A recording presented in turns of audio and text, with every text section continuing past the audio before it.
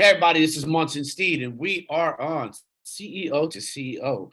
This is one of my favorite moments where you talk to those individuals who are actually paired, and there's two, you can't see the other one, but when you're married, that actually happens quite often.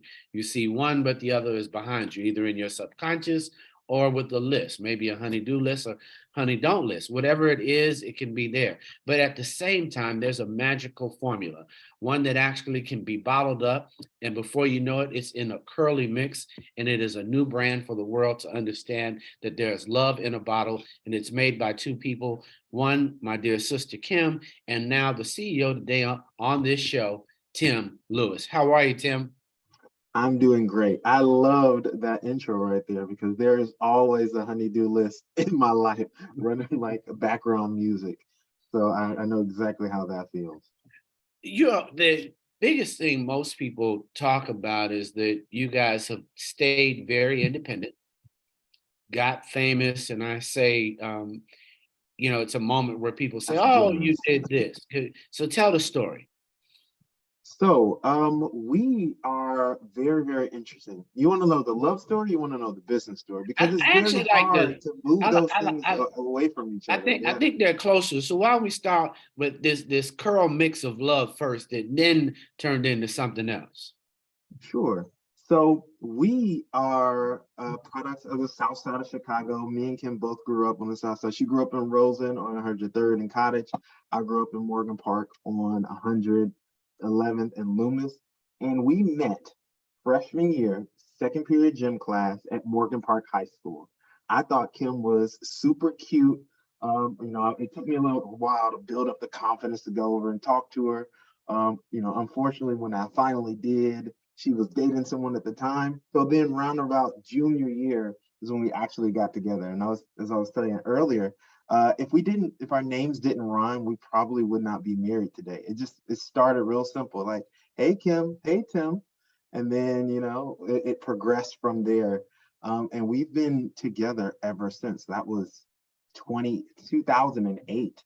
And we went all through college together, and we left college in 2013, got married that same month.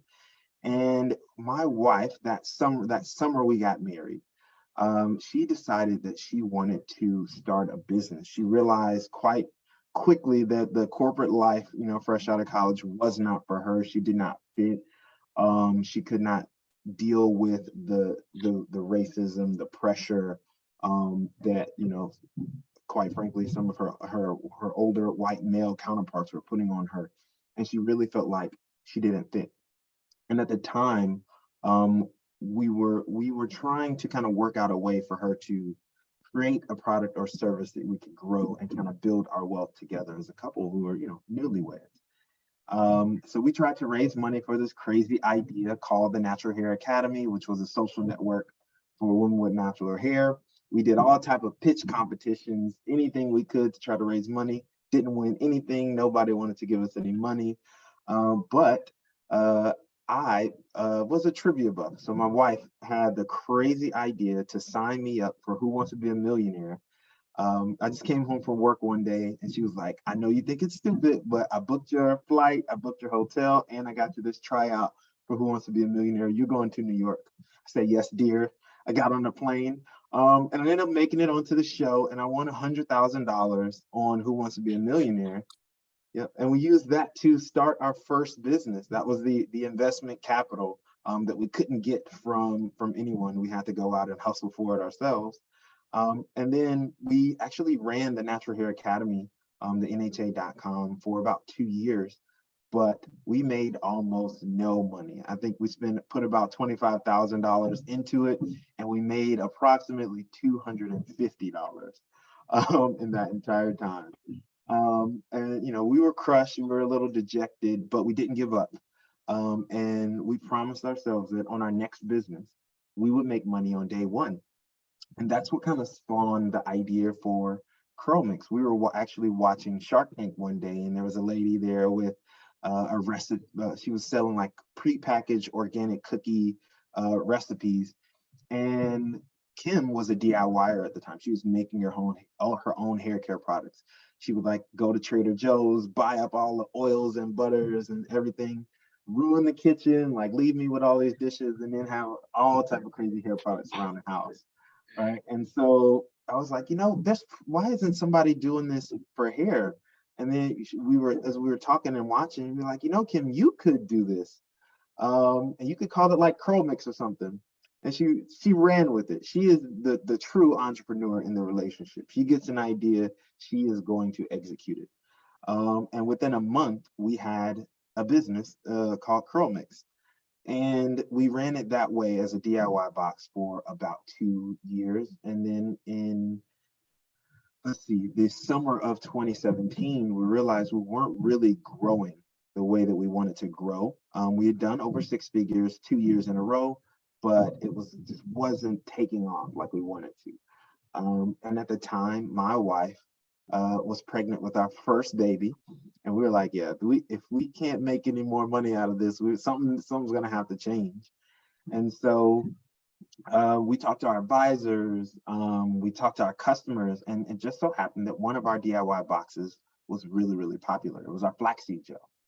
And one of our advisors told us, if you could figure out a way to make this flaxseed gel, like I think you'd have a really good business on your hands. And it was like, so we went to all these manufacturers, nobody would make it for us.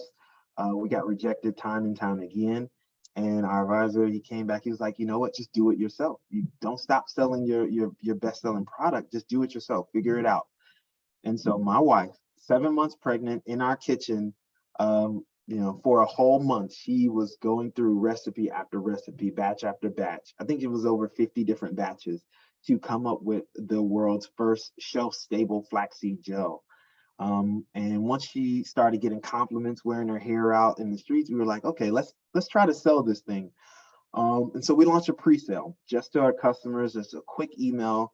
Hey, we're going to make one batch of this flaxseed gel. If you guys want it, send us the money, we'll get it to you in a couple weeks or something like that. It was really, really chill, but we sold out in like a matter of minutes. We're like, okay, let's open up some more slots. We ran it again and again, and we just sold out. And we sold hundreds in a matter of hours. And then we were like, you know what? We actually have to now go back and make these. We should stop. But we knew we had something, right? It was flying off the shelves. It was obviously what people wanted. And so in the beginning of 2018, we decided to pivot our entire business to making flaxseed gel, making the product. And so we cut off our subscription box, all the DIY stuff that we had purchased and built up in the house. We just put it all to the side. And we went from making, I think at the time, like $15,000 a month with our subscription box to like 3,000 in these flaxseed gel sales. And we were like, oh my God, what do we do? But we were like, let's just stick with it. If we can double next month, it'll be great. And then we'll keep the progress going. We ended up going from 3,000 in January to 8,000 in February. And we're like, okay, we got momentum. If we can double again next month, like we'll be doing more than we ever did with our subscription box. We ended up going from 8,000 to over 30,000 in March. And then we're like, oh my goodness, we need help. All right. And that's when we learned about Shark Tank. So we actually had our first investor at the time. So that month we did 30K, we started talking to more investors, and Arlen Hamilton of Backstage Capital wrote us our first investment check for $25,000. We love Arlen, love Backstage Capital and what they're doing, but they were the first people to kind of recognize what we were building. And from there, that summer we signed up for Shark Tank. We filmed our episode, and it just so happened that we needed some additional financing to kind of like start fulfilling those Shark Tank orders, because we knew we were going to blow up, because we were going to finish that year from 3,000 a month in sales in January to over $1 million in sales by December 2018. And we knew that like it was going to be big, and we needed additional help. So we got another investment from Jeff Weiner, the CEO of LinkedIn at the time, and a few of his business partners and some angels. And we were able to raise $1.2 million after Shark Tank aired, which helped us just accelerate the business. And now, last year we had about 10 million in annual revenue, and Curl Mix has just taken off. to the point where we're now looking to go into retail. So we've been entirely online this entire time. We've controlled all of our own manufacturing. We've been vertically integrated since day one. We've had a digital and physical team. We have people all over the world helping make this brand and this business possible. And then also just last year, we upgraded. So we went from the kitchen to a co-working space, and now we have a brand new renovated 35,000 square foot manufacturing facility on the south side of Chicago, actually one of the old soft sheen buildings. So it's kind of poetic that we're bringing Black hair care back to the south side of Chicago, and we're hiring people from that community with great jobs that are paying, $19 to $20 an hour to start, with benefits and 401k and everything like that. And we're really looking to grow and expand not just Chromix, but the Listener brand parent company into hopefully as large a business as we can. Our goal is to IPO one day. We want to be the next P&G, the next Johnson and Johnson, but keep it Black owned, and then also community owned and community oriented. The really cool thing we got to participate in last year was one of the largest equity crowd funds in the beauty industry, like ever. We ended up raising over 4.5, almost $4.5 million from over 7,000 investors, many of whom are our customers, our friends, family, people who look like us, who understand what we're trying to do, what we're trying to build, and who wanted to support us in that. And this journey has just been one long filled with challenges, but also so amazingly rewarding.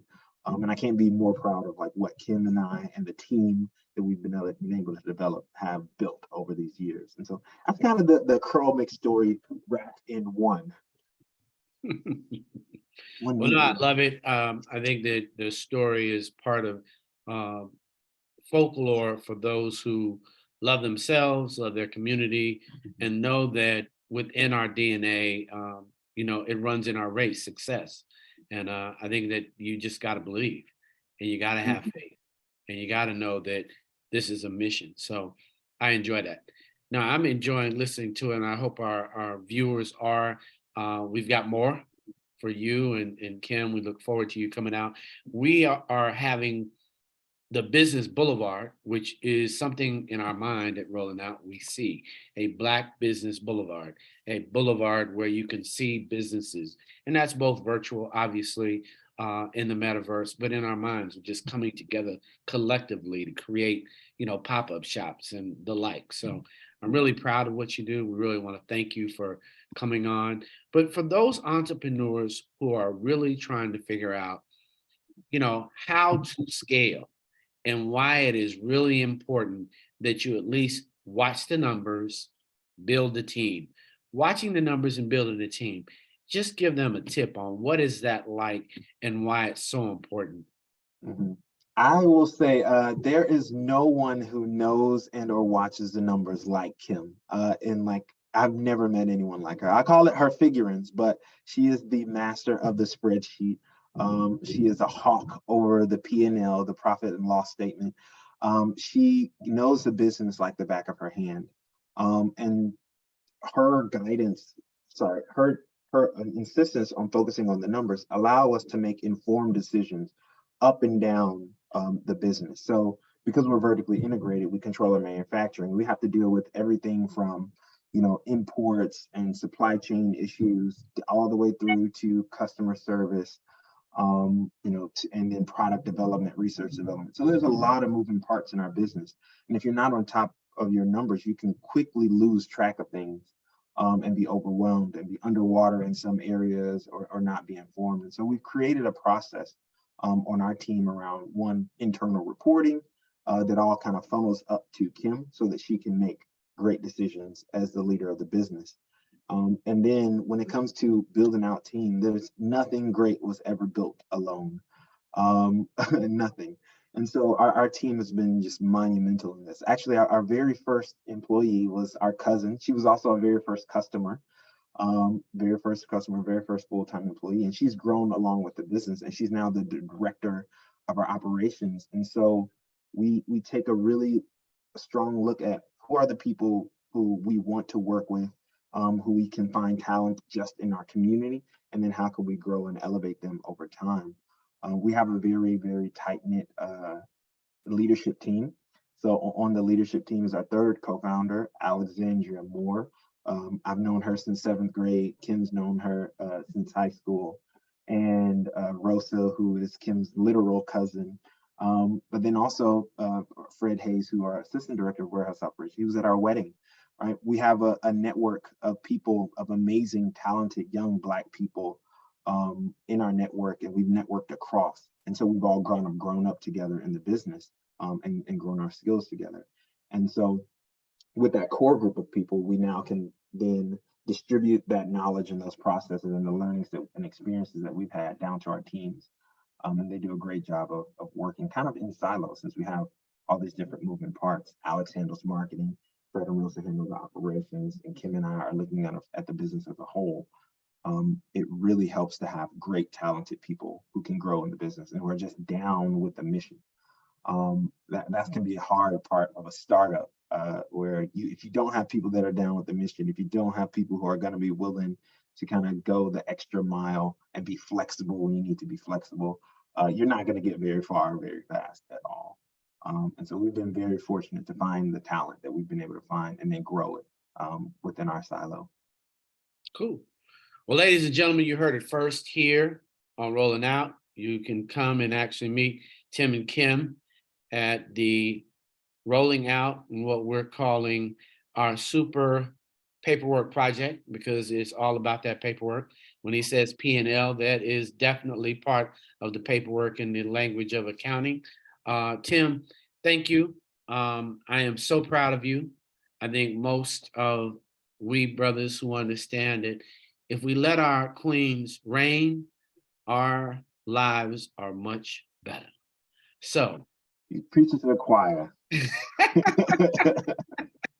I appreciate you, my brother. Thank you. I look forward to seeing you on Tuesday. Give my best to my sister. We are so, so proud of you here at Rolling Out, and look forward to your continued success. I really enjoy the IPO conversation.